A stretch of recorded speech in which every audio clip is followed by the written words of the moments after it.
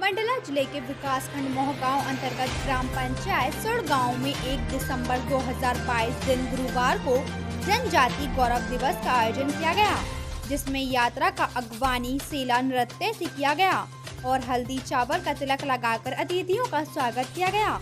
और सर्वप्रथम आदिवासी क्रांतिकारी महानायक टंटिया भील बिरसा मुंडा जी के तेल चित्र पर हल्दी चावल से तिलक बंधन कर माल्यार्पण किया गया।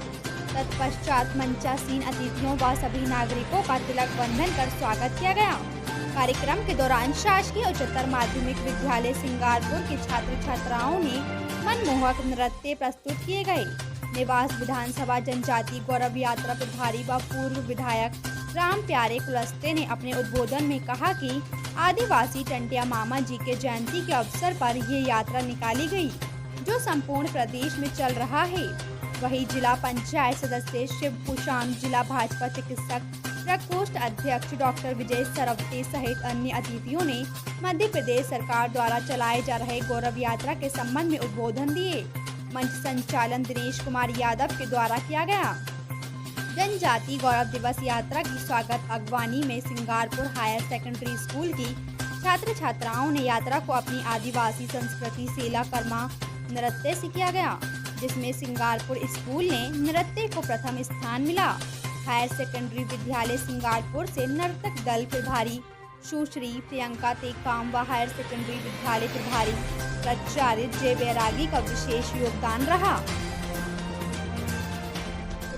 पेशा कानून के माध्यम से ये कहा जा रहा है कि हमारे वो आदिवासी बंधुओं के रीति रिवाज कैसे संरक्षित और सुरक्षित रहे, इनकी मान्यताएं कैसे सुरक्षित रहे, इनकी परंपराएं कैसे सुरक्षित रहे, इनकी पूजा पद्धति कैसे संरक्षित और सुरक्षित रहे और पंचायती राज कानून के माध्यम से हमारे इन समाज के लोगों की आर्थिक उन्नति, सामाजिक उन्नति भी हो सके। इसके लिए पेशा कानून बना करके आज अगर कोई दे रहा है तो वो है भारतीय जनता पार्टी की, आपकी प्रदेश की सरकार। वैसे तो पेशा कानून हमारे इस देश में 1996 में लागू हो गया। हमारे देश के लगभग 10 प्रदेशों में पेशा कानून 1996 में लागू हो गया, परंतु हमारे मध्य प्रदेश की। हाँ सर, ये गौरव यात्रा है, किस उद्देश्य से ये चलाया जा रहा है और कब से शुरुआत की है?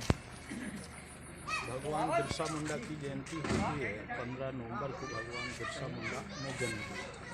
ये हमारे आदिवासी समुदाय के महानायक, उनकी जयंती से लेकर के टंटिया मामा भील भी हमारे भील समुदाय, आदिवासी समुदाय के हमारे जननायक थे। तब तक ये गौरव जनजाति गौरव यात्रा चलने वाली है और इसकी संकल्पना ये है कि आज पेशा जैसे कानून भी अगर प्रदेश की सरकार ने और देश की संसद ने हम आदिवासियों के लिए स्वीकार किया है, तो उनके वो विचार थे। भगवान बिरसा मुंडा ने कहा था कि हमारे गांव में हमारे लोग रहते हैं, हमारा गांव है, हम हैं, तो हमारे कानून कायदे भी हमारे अनुकूल होना चाहिए। हमारे रीति रिवाज, हमारी संस्कृति, हमारी परंपराएं, हमारी मान्यताएं बचना चाहिए।